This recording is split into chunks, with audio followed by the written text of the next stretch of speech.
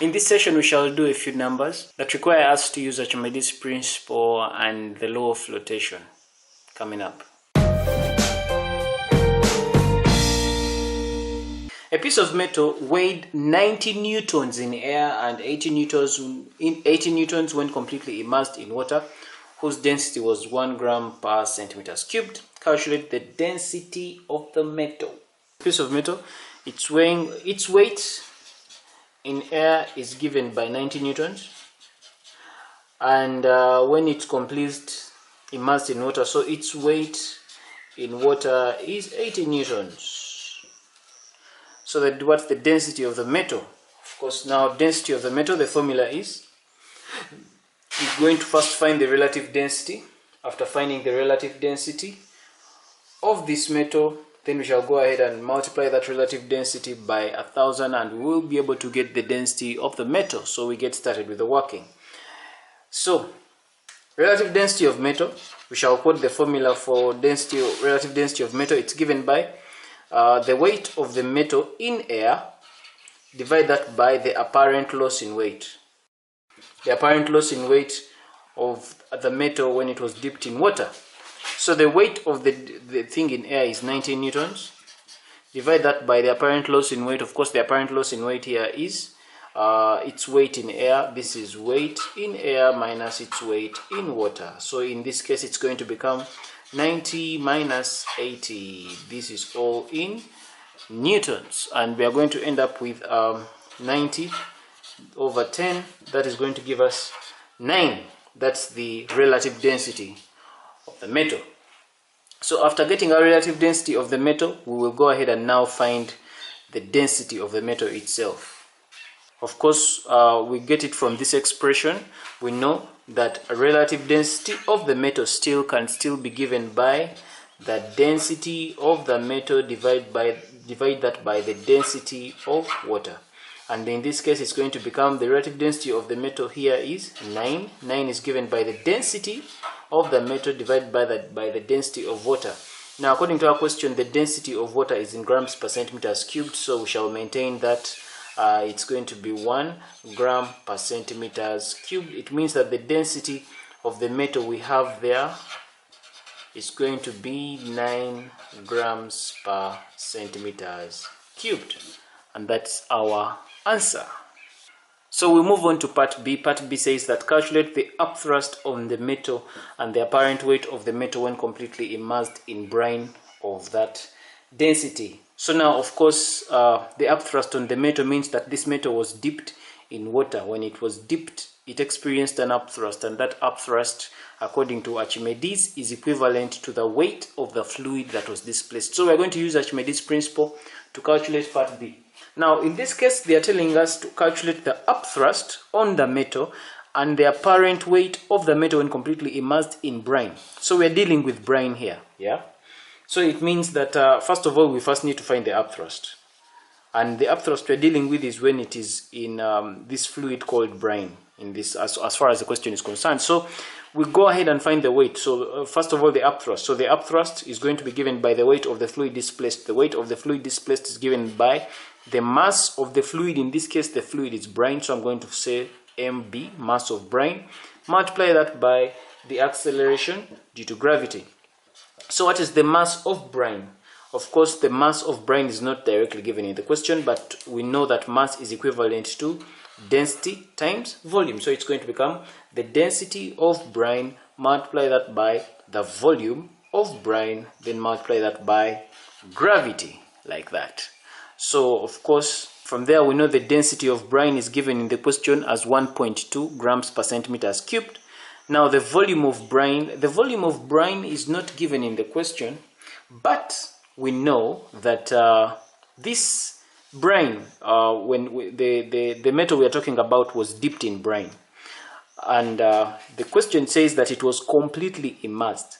So if it being completely immersed, it means that the total volume of the metal is what was completely immersed in brine, and so the total volume of the metal is equivalent to the total volume of the brine that was displaced. So if we are to look at the brine that was displaced, the volume that was displaced, the volume of the brine that was displaced is equivalent to the volume of the metal that displaced the brine in the first place. So this is simple. We simply need to find to replace this, the volume of the brine. Since we do not have the volume of the brine directly, we simply substitute this by the volume of the metal that displaced the brine, and that one we can get it. We have the information, so we can go ahead and say this is going to give us the density of the brine, multiply that by the volume of the brine.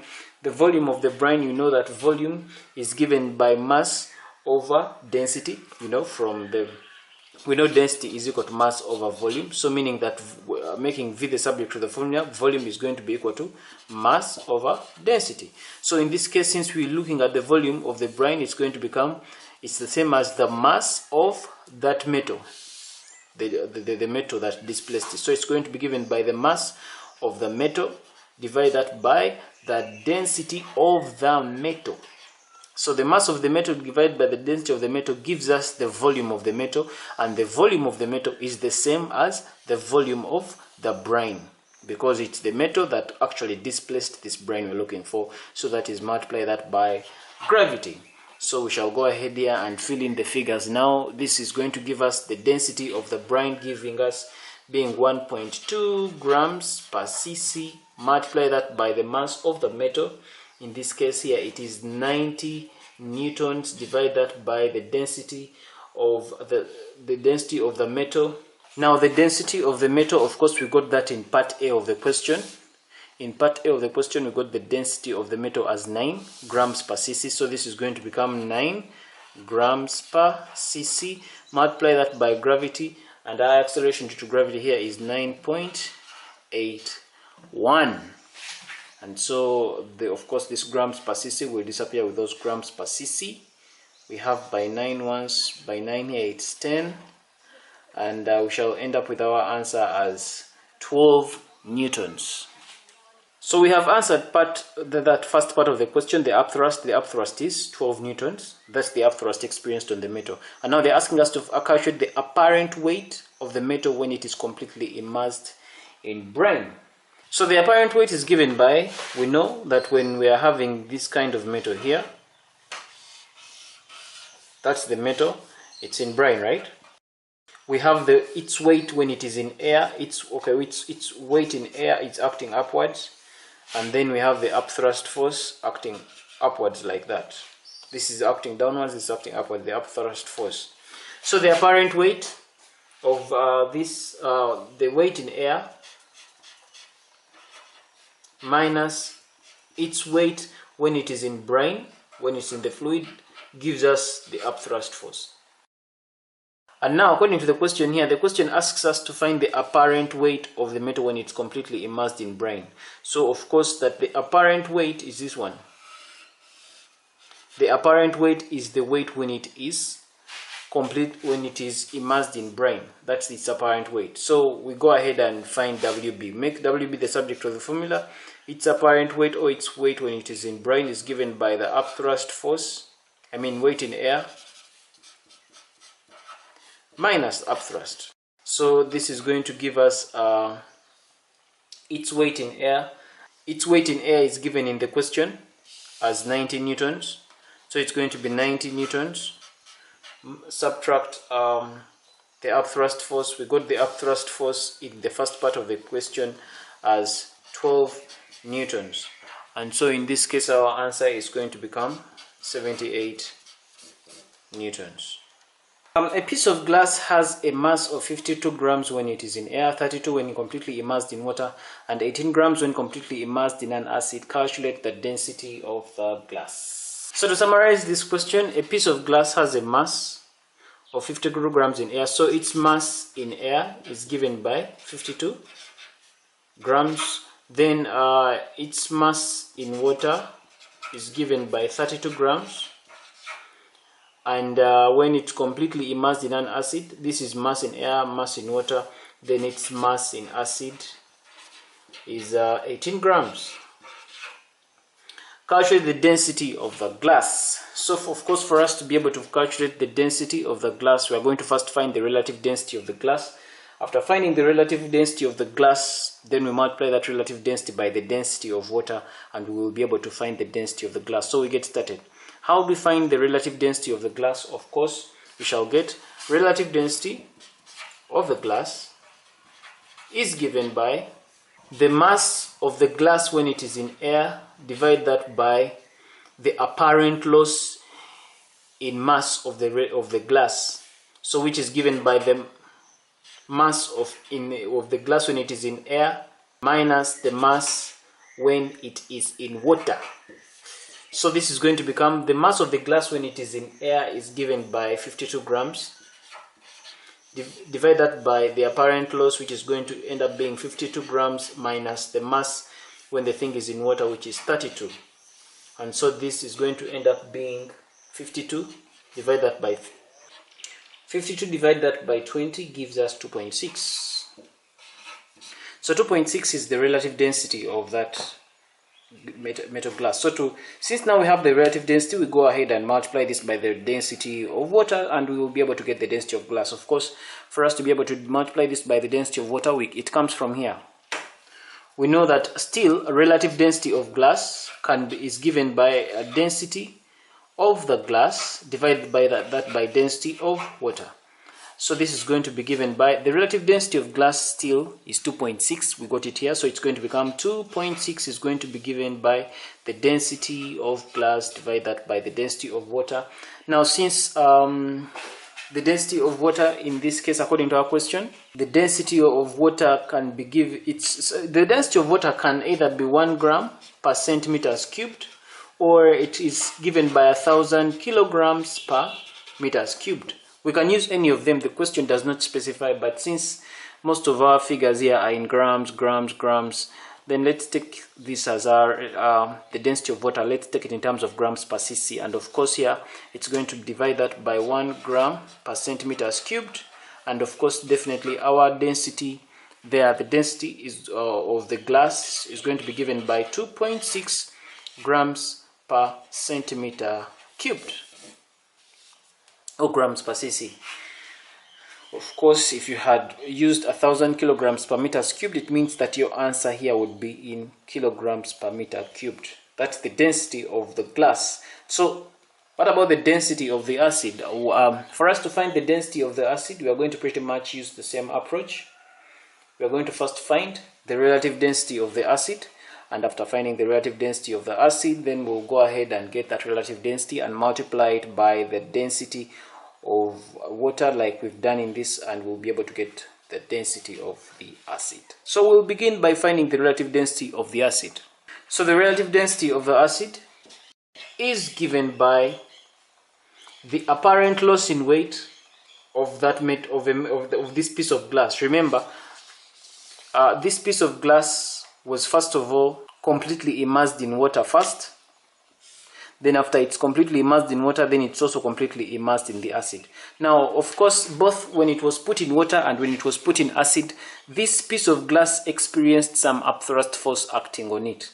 And now, for us to find the relative density of acid, it is the ratio of the upthrust force that was experienced when this piece of glass was put in the acid to the upthrust force that was experienced by the piece of glass when it was put in water. In other words, it's like saying it's the apparent loss in weight when the glass was put in acid, divide that by the apparent loss in weight when the glass was put in water. So that is the formula that we quote. So meaning the relative density of the acid is the upthrust experienced by the glass when it was in the acid, divide that by the upthrust experienced when the thing was in water. This is the same as saying the upthrust experienced in the acid is the apparent loss in weight when it was put in the acid, which is given by the weight. In this case, we have mass, so we shall use mass. So it's going to become the mass of when it is in air minus the mass of the piece of glass when it was in the acid. Divide that by the mass when it was in air minus the mass when it was in water. So the mass when it was in air from our question is given by 52 grams. So it's going to become 52 grams minus the mass when it was in the acid. The mass was in, when it was in the acid, is 18, so it's 52 over divide minus 18, divide that by the mass when it was in air, which is still 52, minus the mass when it was in water, which is 32 grams. So this is 32 grams. We shall end up with 52 minus that, that is around 34. Divide that by 20, and we shall end up with 1.7 as our relative density of the acid. Now that we have the 1.7 as the relative density of the acid, we go ahead and find the density of the acid. So we shall get it this way. We know that relative density is still given by the density of the acid, divide that by the density of water. In this case, our relative density of the acid is given as 1.7. That's going to give us the density of the acid we are looking for. Divide by that by the density of water. In this case, we shall use 1 gram per cc. So it means our density of acid is given by 1.7 grams per centimeters cubed. That's the density of the acid. Okay, a balloon of negligible weight and of capacity 100 meters cubed is filled with helium of density 0.18 kilograms per meters cubed, and then part B, hydrogen of density 0.09 kilograms per meters cubed. The density of air is 1.2 kilograms per meters cubed. Calculate the lifting powers of the two balloons. Now, what do we mean by lifting powers? Of course, we said that when you drop, for example, when you are dropping in, when you dive in a pool of water, though for those of you who know how to swim, you always experience a force that is acting on you in the opposite direction. In other words, if you're jumping from a very high place up and you're going to fall in water, the speed with which you fall in air is not the same speed with which you fall when you fall into that water. In other words, immediately you fall in water, your speed reduces. It reduces because there is a certain force that is counteracting you. There is a force acting in the opposite direction, the upthrust force. And now this upthrust force exists in all fluids, and by fluids I mean both liquids and gases. So when you look at this here, we're looking at a balloon, and of course this balloon is not in the liquid. This balloon is floating in air, and it means that since air is a fluid, even it means that even the upthrust force is still going to work even in air. That's why balloons are able to float in air. They are able to advance up high in air because there is a certain upthrust force that is acting on it. Now, this lifting power that they are talking about is actually the upthrust force that is acting on these balloons. And we are being required now to calculate the lifting powers on the two balloons. So we shall first calculate the lifting powers on the balloon when it is filled with helium, then when it is filled with hydrogen. So let's begin with part A. I like summarizing my questions using diagrams. So let's assume this is the balloon we are talking about. Yeah, this is the balloon we are talking about. It is experiencing an upthrust force acting on it right there. So we are going to first find that upthrust force. Now, of course, in this balloon, if it is having some gas here, this gas has mass, and this mass is also acting downwards. So we are looking at, let's say, the mass of the gas, then we are looking at the force acting upwards, the upthrust, like that. So of course these two forces are going to cancel out. We are going to have the upthrust force, which is equivalent to the weight of the gas that has been displaced acting upwards. Then we are having the mass of the gas inside this balloon acting downwards. So we find the resultant, we subtract them. Of course this thing is lifting up. If it is moving up, it means that the upthrust force is stronger than the mass of the balloon that is trying to pull it down. So it means that we shall be getting this upthrust force, subtract that from the mass of the gas that is in here, and the difference in those two forces is going to give us the lifting power of this balloon. That is how we are going to approach this. So to summarize the question first before we continue, we have the balloon of negligible weight, so its weight is negligible. It has a capacity of 100 meters cubed. It means that the volume of the balloon is 100 meters cubed, and it is filled with helium. The density density of helium is given by 0.18 kilogram per meters cubed, and then hydrogen, the density of hydrogen is given by 0.09 kilograms per meters cubed. Then we have the density of air. So we have the density of air also in play, which is 1.2 kilograms per meters cubed. So calculate the lifting powers of the two balloons. Let's first find this upthrust, the force that is trying to push these things up, the upthrust force. And from Archimedes' principle we know, and the upthrust force, according to Archimedes' principle, is equivalent to the weight of the fluid displaced. Now, the weight of fluid displaced in this case is air. Air is the fluid that has been displaced. So we go ahead and find what's the weight of the fluid displaced. It's the air. So it's going to give us the mass of the air, multiply that by the gravity. What's the mass of the air? Mass of air is given by density of air, multiply that by the volume of air, then multiply that by the gravity. And of course, the density of air, according to our question, density of air is 1.2 kilograms per meters cubed. So this is going to become 1.2 kilograms per meters cubed. Multiply that by the volume of the air. Of course, the volume of the air that has been displaced is equivalent to the volume of the balloon, which is 100. So it's going to be 100, multiply that by our gravity. Our gravity will be 9.81. And we shall get our answer as 1177.2. This is the lifting power. Now that we know the lifting power of this balloon, the force that is acting upwards. Oh, this is okay. It is the force acting upwards. It's not exactly the lifting power of the balloon. It is the force that is acting upwards.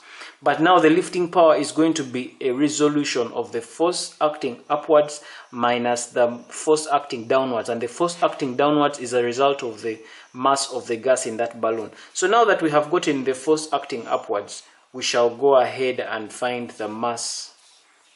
For example, when we are dealing with helium has that density. So let's go ahead and find the weight of the helium. When helium is in here, what force is exerted downwards? So if helium was inside here, what would be the force it's exerting? In other words, what would be the weight?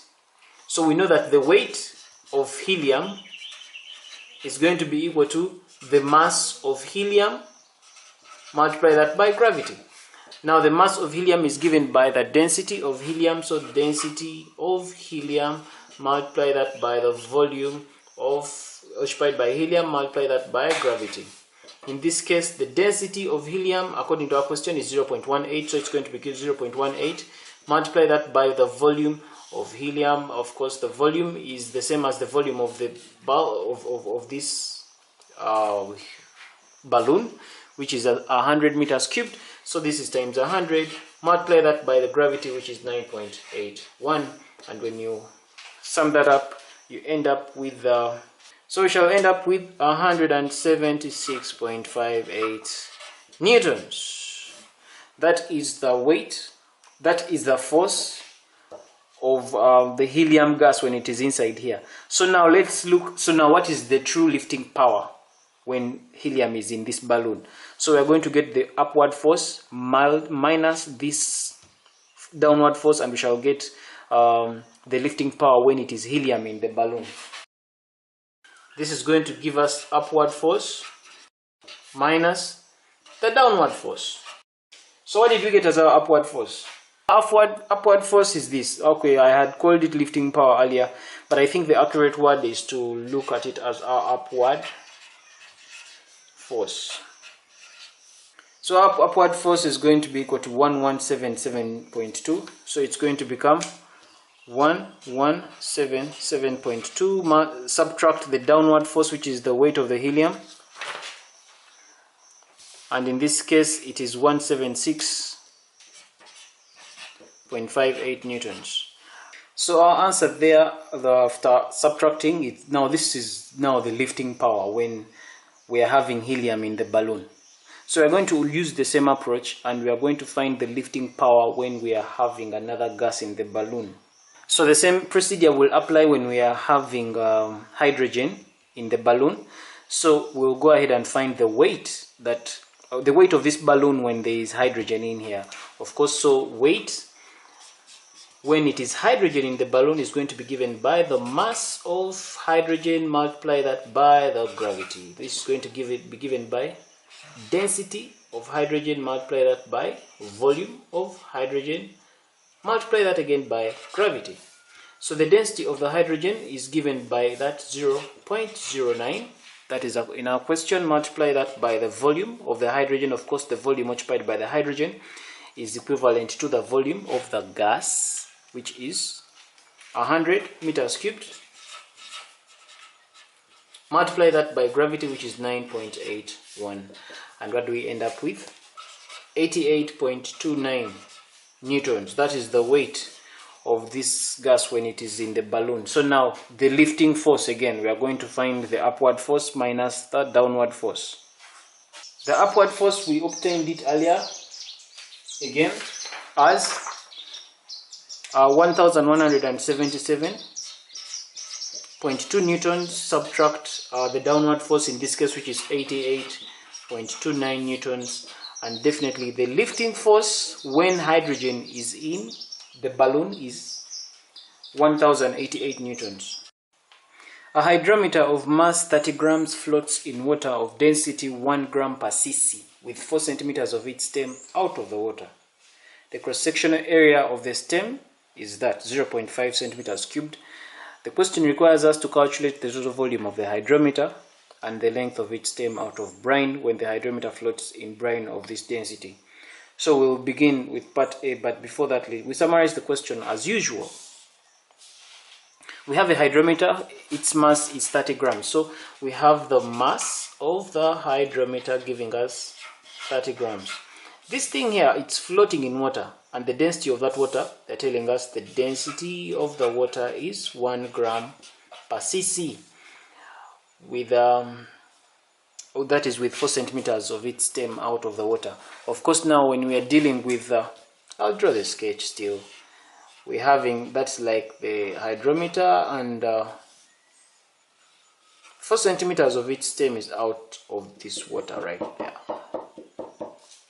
The cross-sectional area of the stem is 0.5, so meaning that the area of the stem, the cross-sectional area of the stem is 0.5 centimeters squared.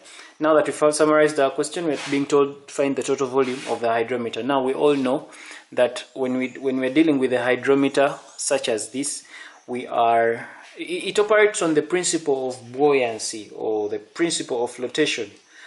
The law of flotation, it states that for every floating body, a floating body will only displace its own weight of fluid. And so this hydrometer works on that principle, that when you drop it in water, it's going to float. And when it floats, its weight, the weight of this hydrometer, is equivalent to the weight of the fluid it has displaced. And so meaning that if we want to find the total volume of the hydrometer, then we are going to figure that out from the principle with which it works. It works on the principle of flotation, and that is where we are going to begin from to find the volume of this thing. So we'll begin by saying the weight of this hydrometer when it's in water, when it floats in water, its weight, or the weight of hydrometer, is equal to the weight of the water it's going to be displacing. That's the principle of flotation.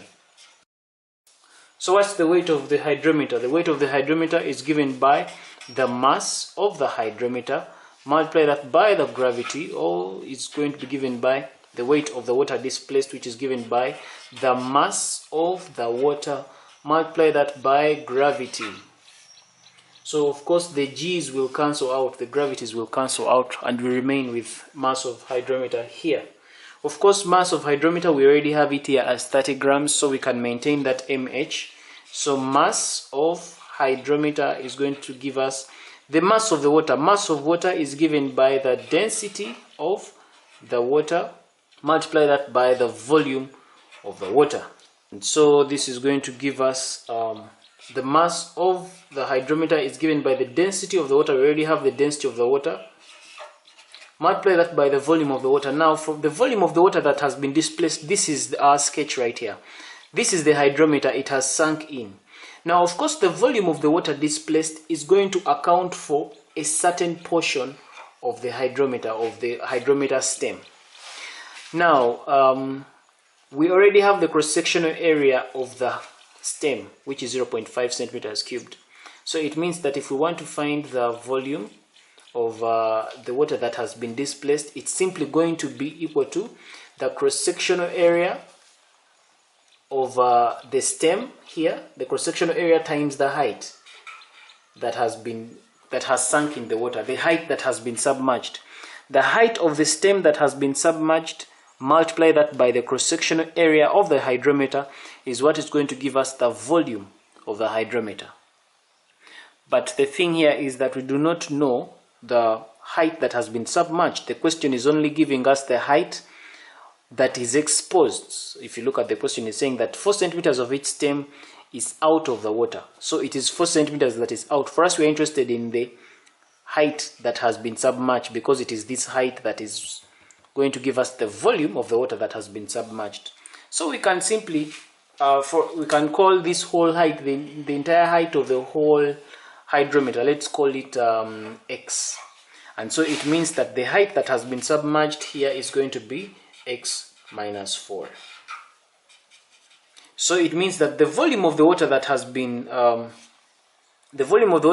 displaced is going to be given by, that is going to be multiplied that by the area, the cross-sectional area of the stem, times the height that was submerged, which is x minus 4. And you realize that this x so happens to represent the height of the entire hydrometer. If we're able to get this value of x, the height of the entire hydrometer, then we simply multiply that x by the cross-sectional area, and we will be able to answer the first part of the question, which is asking us to find the total volume of the hydrometer. So let's continue. This is going to become, so we find the value of x, in other words. So this is going to become mass of hydrometer. The mass of hydrometer is 30 grams. So it's going to become, mass of the hydrometer here is 30 grams, is giving us the density of water, which is 1 gram per cc, which is 1 gram per cc. Multiply that by the cross-sectional area. The cross-sectional area is 0.5.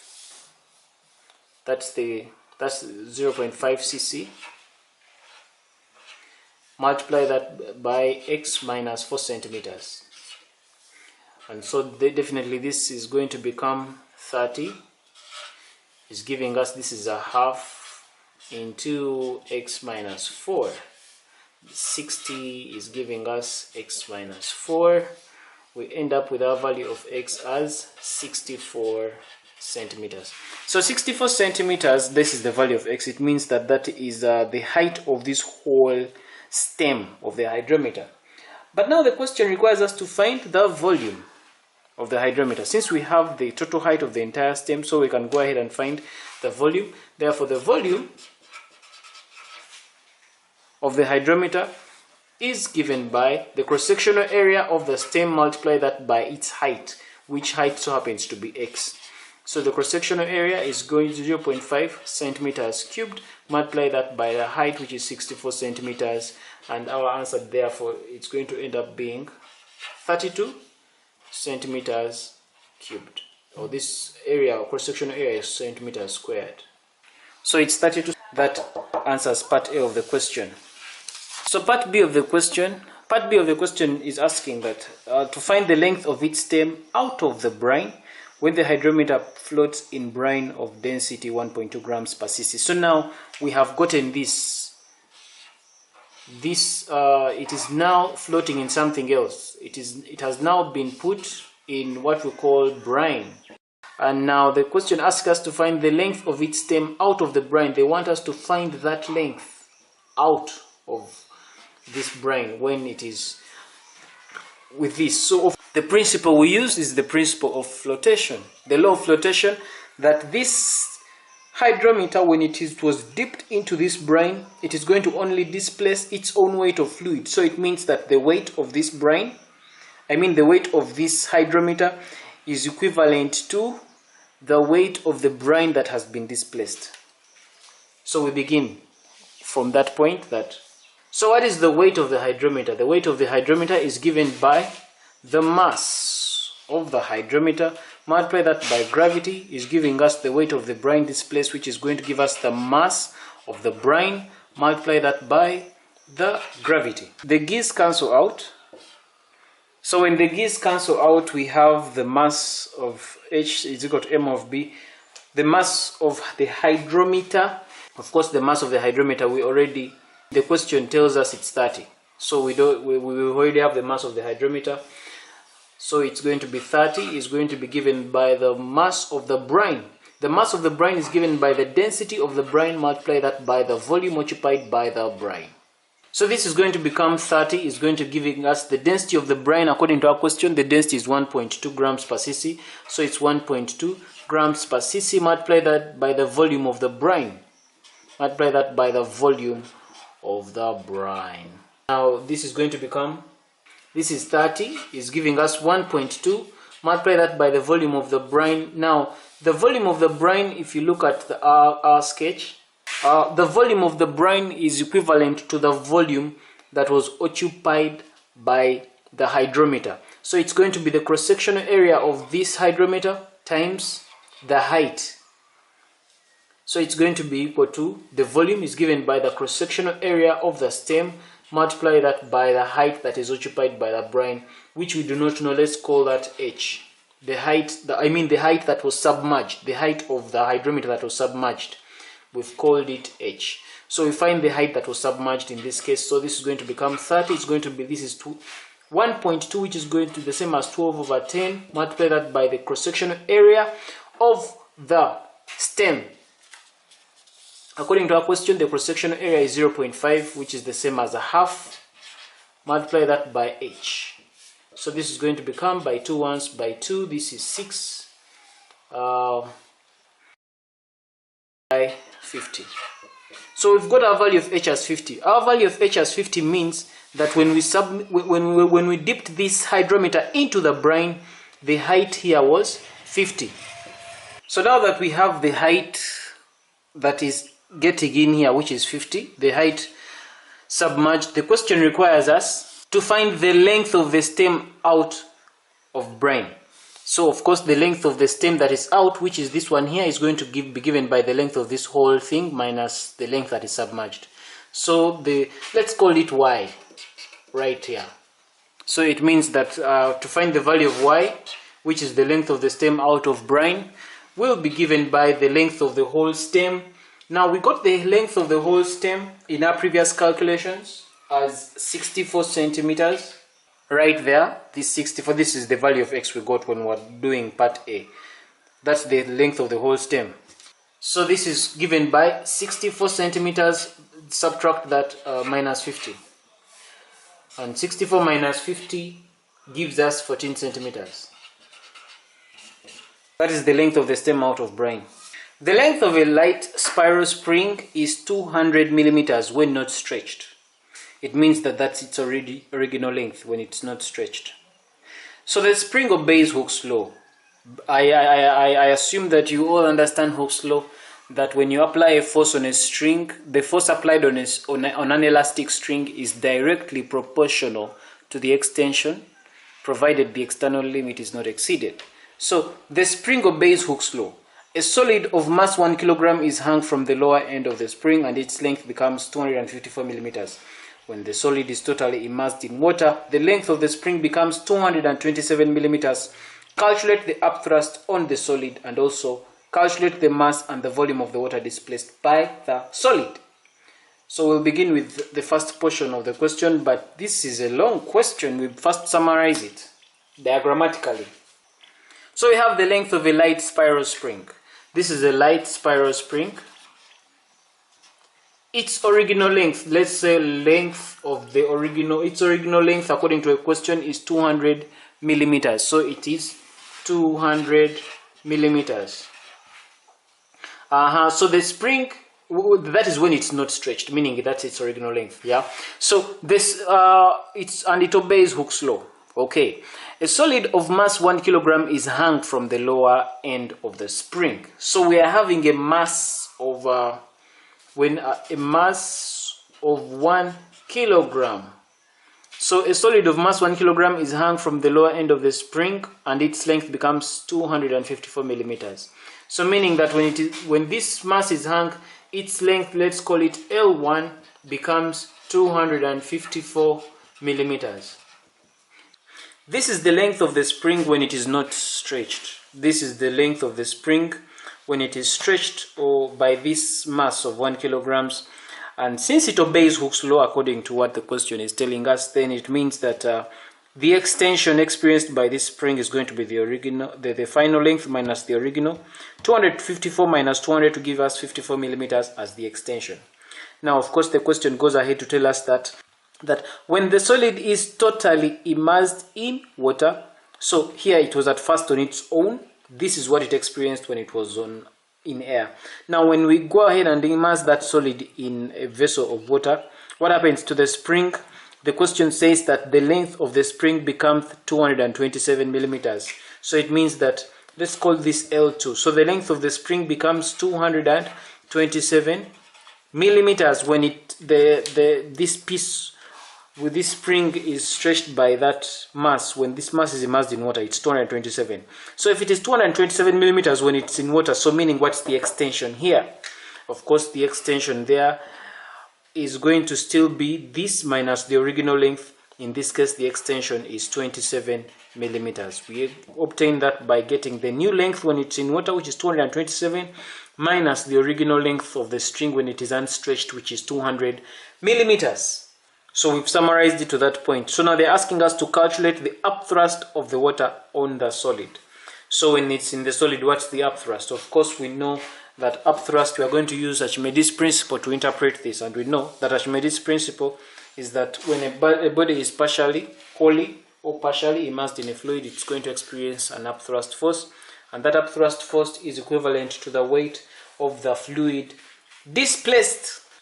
So upthrust, in this case, is given by, of course, we have this metal, which, okay, let's call it a solid substance that is weighing 1 kilograms. When it was weighing 1 kilograms, at first, these are the dimensions when it was in air, and this is what happens when it is in water. Since it obeys Hooke's law, it means that we can find the force or the weight of this substance in air, and then we can also get the weight of this substance when it is in the liquid. Because the upthrust force here is given by the weight of that substance when it is in air minus the weight of that substance when it is in water. So it means that we simply need to find its weight in air and its weight in water to get the substance, to get the upthrust. Now, of course, its weight in air, we can get it here first. Its weight in air is given by its mass in air multiplied that by gravity. Its mass times the gravity. The mass is 1 kilogram multiplied that by the gravity. Now the gravity for this question, we are going to use our gravity is going to be equal to 10 meters per second squared. So it means that our gravity is 10. So it means that the weight of that substance when it is in air is 10 newtons. We are using gravity this time around as 10. So we've gotten our weight in air. What about our weight in water? Now for us to get our weight in water, we are going to use Hooke's law. We are going to use Hooke's law to find its weight in water. So here I'm going to attempt to find the weight of this substance when it is in water. First of all, the weight when it is in air has been gotten here. Let's call that its force, or the weight when it is in air, is given by 10 newtons. We already established that as 10 newtons. So what is its weight when it is in water right here? So of course from here we know that Hooke's law is given by force is going to be equal to K, the spring constant times the extension. Now this is on the assumption that you have covered Hooke's law and you understand what I'm doing. I'm not going to go so much into the details of Hooke's law and how it all comes about. So F, in this case, the force or the weight of that is, we got it as 10. 10 is going to be giving us the spring constant, which is K, times the extension. The extension here is 54 millimeters. Now you realize that this 10 is in newtons and this 54 is in millimeters. So to harmonize these units, we divide this by 1000 so that it becomes, to convert it to meters, so that our value of K is going to become 1000, divide that by 54. So this is our spring constant K. Now that we've got our spring constant K from this information, we are going to use that same information to try and find the force or the weight of this when it is immersed in water. So to find that, we shall simply say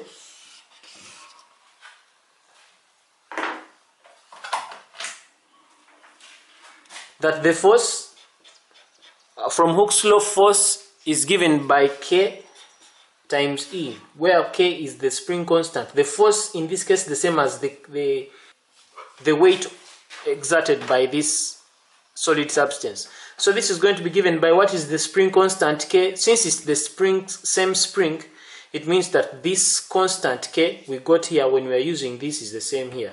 So the value of K here, we said it's 1000. Divide that by 54. Multiply that by the extension. The extension, when it was dipped in water, we got it as 27. So it is 27 millimeters. But now, since this is 27 millimeters and this is in, we convert it to meters to harmonize the units, because even the force we're supposed to be getting here is supposed to be newtons. So we divide that by 1000. So this is 10,000. This is 10,000 times that, divide that by 1000. So to get the force, the weight of this thing when it is in water is, the answer is, we end up with 270, divide that by 54, and our answer in this case is 5 newtons. So it means that when this thing was in water, it weighed 5 newtons. So we shall come back to our expression here and say, we already have weight in water, we got it as 5 newtons. We got the 5 newtons from here.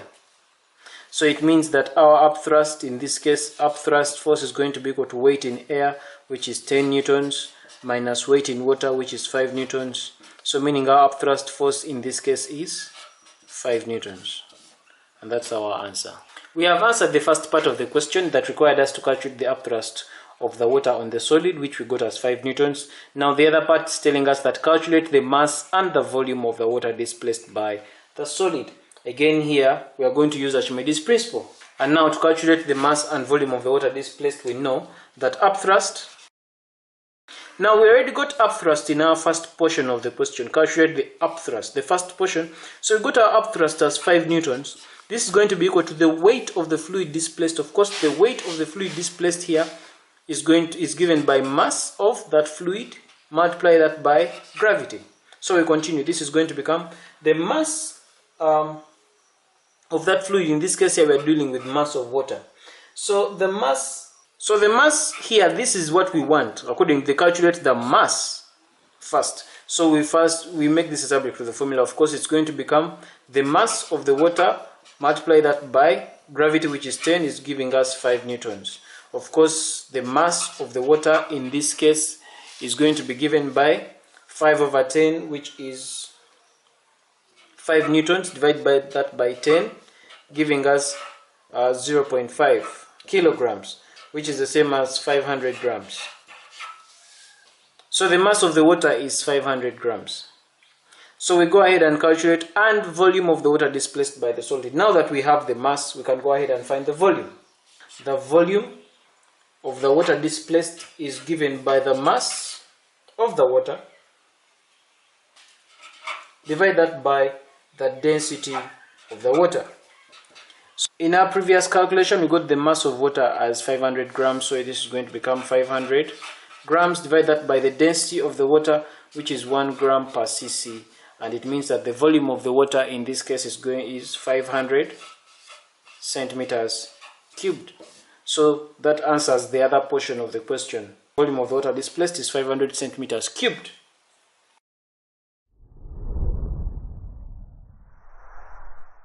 This brings us to the end of this video. Thanks for watching. Feel free to check out other excellent videos on the channel and don't forget to subscribe. For Kisembo Academy, this is Arnold Rangakuramia helping you manifest excellence.